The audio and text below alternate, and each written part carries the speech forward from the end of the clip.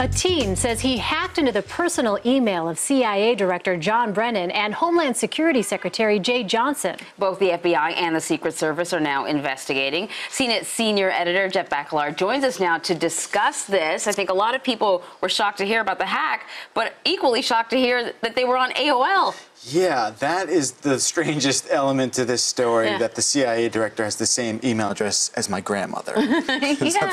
But you would think, does that open them up to security issues? AOL's been around for a long time. I don't think having one email address over the other necessarily makes you more vulnerable. I just think, you know, the reason that AOL address is stigmatized is because the way in which this hacker supposedly got access to the account was through social engineering and was able to convince AOL that, you know, he had the security answers for that specific email account. So that's really where the crux of the issue is getting access to an account through social engineering. What is social engineering? So that's essentially when you disguise yourself as somebody else using information that is more accessible than necessarily the exact password. So, you know, when you sign up for an account for anything online, you're answering security questions. Those questions are used to verify your identity if and when you lose your password.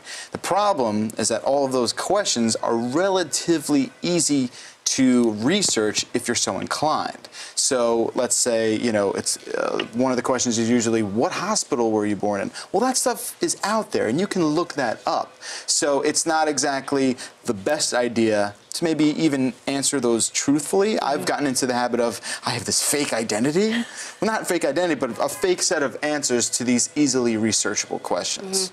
I think the question has to be like, if it can happen to the director of the CIA, then can it happen to me? I mean, social engineering, but it's pretty scary. It can, but again, these are high-profile people, so they are more likely to be targeted. Right. That's not to say anyone is, you know, impenetrable. That's not true. Anyone is potentially could be a victim.